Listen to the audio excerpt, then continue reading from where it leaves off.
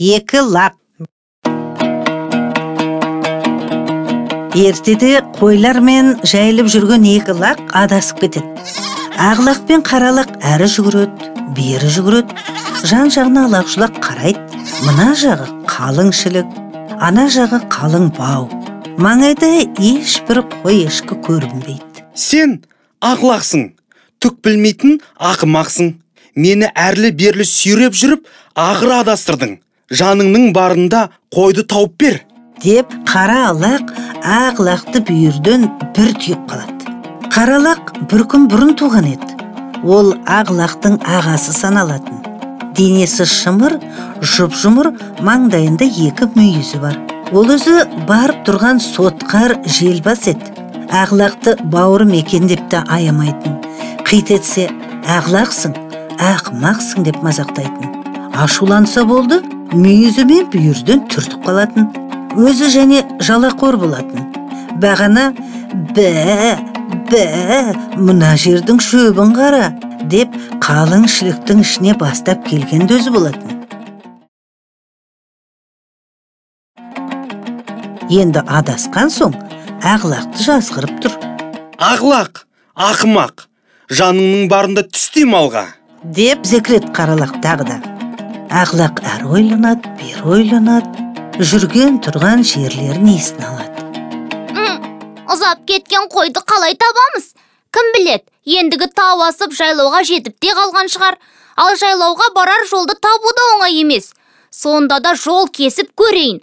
Бірақ саған айтатын сөзім бар. Ешкіммен не кеспейсің, айтқанымды істейсің. Осыны орындамасаң, адасып өлеміз. Дейді ақ лақ. Өлеміз деген сөзді естігенде қара лақ үрейі ұшып қорқып кетеді. Қанша тентек болғанмен ақ лақтың тілін алуға уәде береді. Ақ лақ жол бастап алға түседі. Қалың шөпті олай-бұлай жапырып жүріп отырады. Алдынан жыра кездессе секіріп өтеді, тас кездессе қарғып өтеді.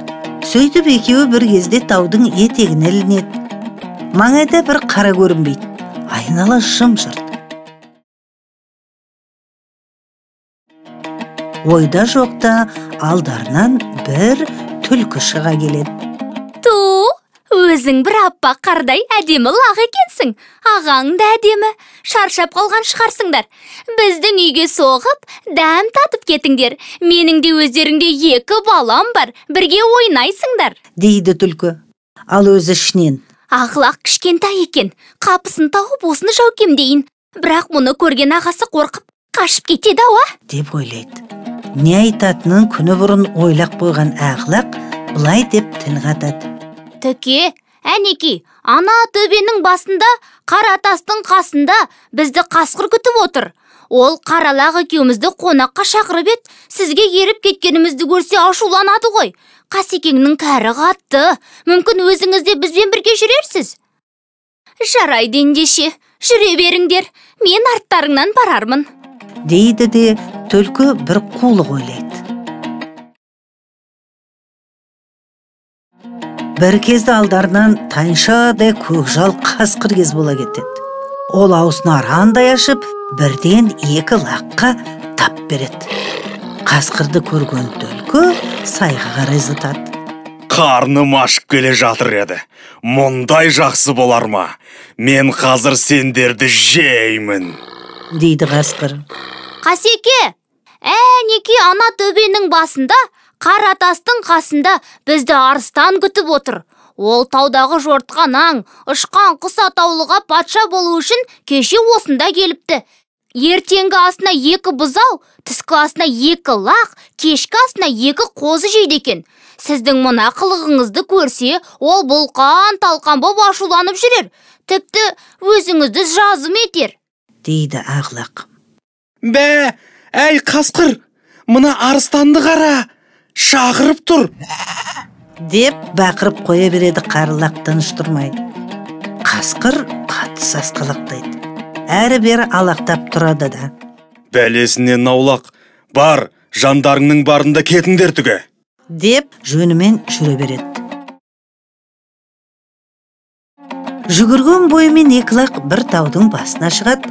Тауға шығып айнала қараса, тауды бөктерлей бір қора қой қаптап жайылып келеді.